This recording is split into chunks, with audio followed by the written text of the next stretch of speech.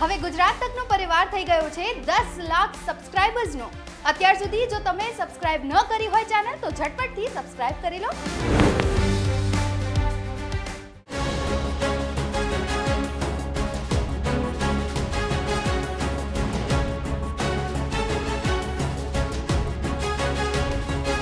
વડોદરા ખાતે હરણી તળાવની ગોઝારી ઘટના બાદ પોલીસ તંત્ર હરકતમાં આવી ગયું છે।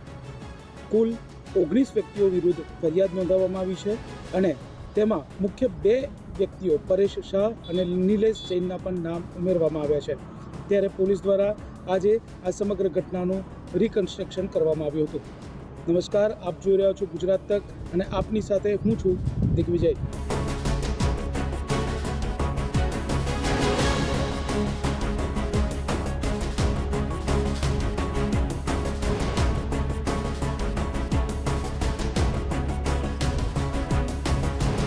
હરણીની ગોઝારી ઘટનામાં 12 વિદ્યાર્થીઓ સહિત 2 શિક્ષિકાઓ મળી કુલ 14 વ્યક્તિઓના મોત નીપજ્યા હતા।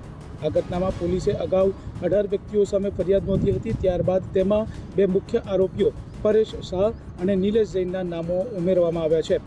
આજરોજ પોલીસ દ્વારા 2 આરોપીઓને લઈ અને જે તળાવ છે ત્યાં આગળ રિકન્સ્ટ્રક્શનની કામગીરી કરવામાં આવી હતી।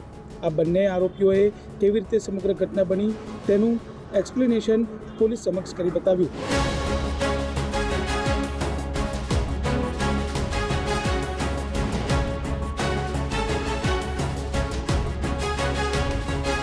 આ વખતે જિલ્લા કલેક્ટર કે જેઓને રાજ્ય સરકારે તપાસ સોંપી છે અને 10 દિવસમાં રિપોર્ટ કરવાનો છે તેઓ હાજર હતા।